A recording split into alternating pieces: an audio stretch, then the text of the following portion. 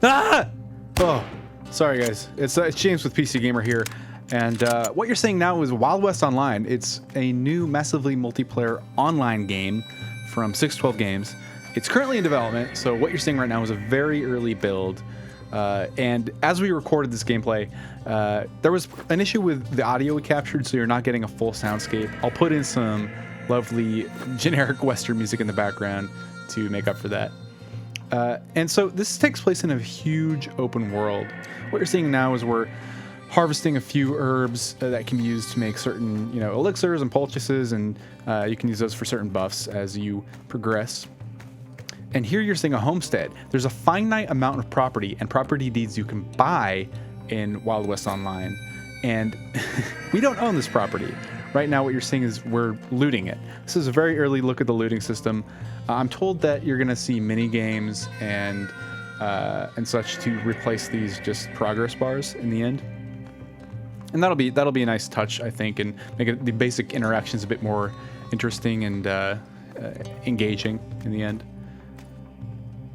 You see, we took a reputation hit. There's a moral system that kind of guides who you're going to play, a bandit or a lawmaker. And depending on who you play, a loss to your reputation or a boost to your reputation will be a good or bad thing. And, as a law-abiding citizen, hunting down a player who has a high bounty on their head, who with a very low reputation, that could really benefit your high reputation as a law-abiding officer. The open world is super, super beautiful. I think the first screenshots we saw look too good to be true, but this world looks really nice. It's a bit empty feeling at the moment. There will be wildlife, there will be, all sorts of activities and other players in the end, but we're looking at, this is not a fully populated server, it's just us right now. This is, we stumbled onto an encampment, and you can kind of loot these for gold or, random objects, supplies that you can either flip or use to kind of help you on your journey. You'll notice some incomplete assets right here. Biscuits, baby.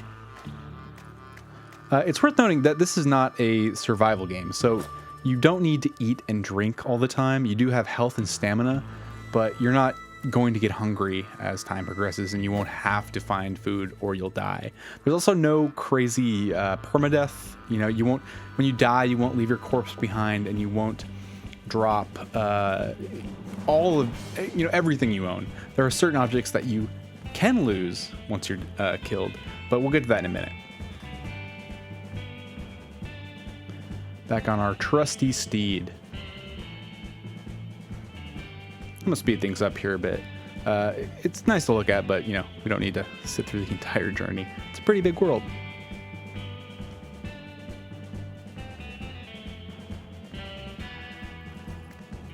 Here we are in a town. In a town, the penalty for killing other players, which you can do, is heightened. So you're not going to want to go buck wild in a town, because it's likely that there's someone else there who will take you out. And it depends who shoot first. So there's some interesting kind of social dynamics. You can fire warning shots, and you won't be penalized for that. But you can kind of goad people into shooting you, or spook them into shooting you, putting a bounty on their head, or at least like giving them a reputation. Affecting their reputation negatively, and tricking them into making bad decisions. Here we're buying some new digs. Gotta look good in the West. Different clothes won't have stat boosts or different kind of effects. They're mainly a sign of who you want to look like, who you want to roleplay as. You're not getting crazy endgame loot here that is going to put spikes on your cowboy hat and make you glow from across the map. This is all here to just, serve role playing.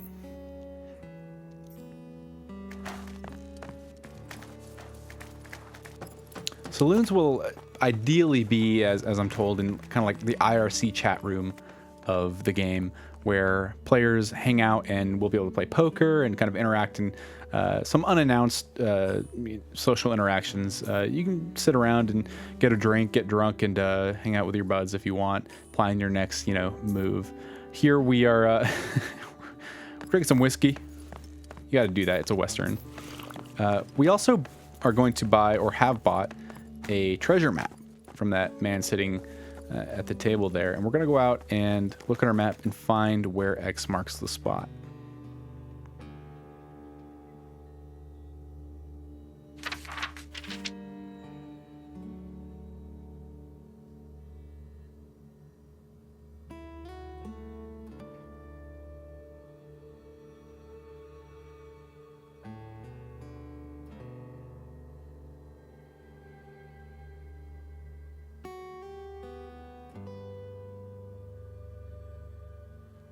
So X doesn't exactly mark where the treasure is. Instead, it points you to where you'll need to go to eventually find the treasure. Here we see a rock painted with an arrow that will point us in the right direction.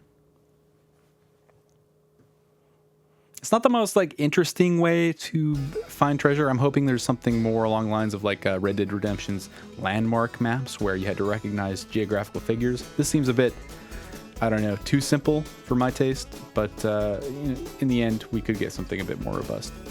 Eventually, we're going to find a treasure chest. And right now, in this build, in this instance, where the server is not populated, it looks like, we get away scot-free. It's simple. The key thing here is that when you're not in a town, the penalty for killing other players is lowered.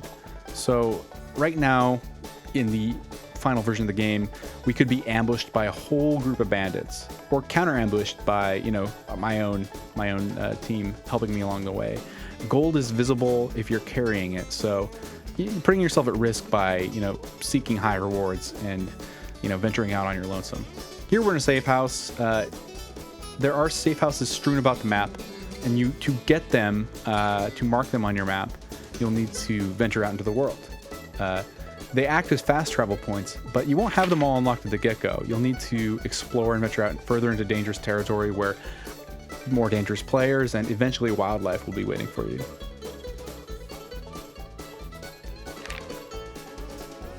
And now we're going to go pan for gold. In an otherwise innocent-looking path, down to a beautiful river in a dense pine forest. Who could expect anything to go wrong? Oh, shit. Here we have some players who don't know how to aim very well. But this is clearly a demo. And the dev here is having a bit of a hard time taking them down. Might be a bug or just an inaccurate weapon. Hard to say. But I like the idea of playing a roadside bandit and, attacking innocent gold miners while they just, try to go pan for gold and make do, pay rent, or, buy even a small land deed. I do worry about, player density and whether anytime you go out into the world and look for treasure or pan for gold or whatever it is, I do worry about, getting shot too often. I'm told that, that's what the beta and alpha are going to be for, is testing what kind of player population they want and, how often they want you to engage with other people in conflict. There's going to be a sweet spot, and they will need a live environment to test that in. Here we're buying and selling some weapons. That's another kind of mark of prestige and power. How much money you earn is then, reflected in the weapons you have, if that's kind of the path you're going down. There's also, all sorts of resources like bandages and tonics and everything you can see here that affect health and give you certain buffs.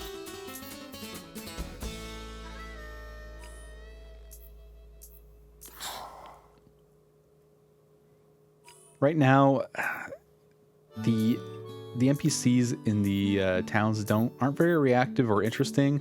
I'm really, really hoping, one of my favorite things about Red Dead Redemption, which I think is sort of the de facto Western game at this point, is the strange random NPC interactions. There's not a lot of character at the moment.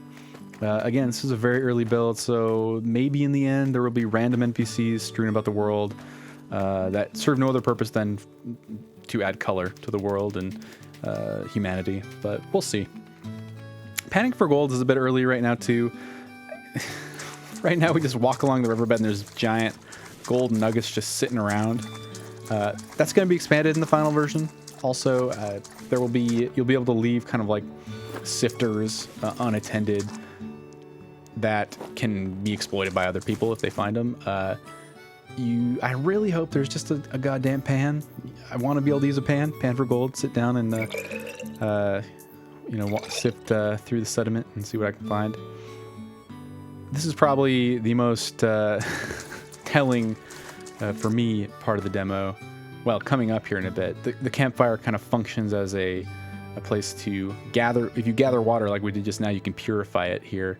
But again, it's not a survival game, so I'm not really quite sure what the benefit is to having a campfire and having these kind of resources if you're not pressed to use them for anything but health or stamina. Are we going to be engaging in conflict that often? I don't know. And here you can see we got a big ass rock in front of us that we can mine for gold. These pickaxes, you need to buy them, and they do degrade, so there's durability on them. They're going to be handy for, getting gold. You won't see rocks like this strewn about the world. This is a stand-in at the moment, but maybe you can find some nice veins to tap and be rewarded for that. And I don't think, if they're rare enough, I don't think having a pickaxe destroyed every 2 seconds is going to matter too much. So that's our quick look at Wild West Online. I think it's an outline of a really interesting Western game that we just can't. I mean, this demo can't prove what it's trying to set out to do. We need a live environment. We need to see how the economy works. We need to see how the player population distributes over a map. We need to see what kind of behaviors emerge. Like, are we going to have real interesting, posses form naturally, and tactically plan to ambush and counter ambush one another? It's really hard to say right now. What I can say is that it looks very nice. There are some interesting systems in place. It's still pretty early, so everything's a bit buggy and shoddy, but I'm holding out hope for, in time, for this game to become something special. It certainly could.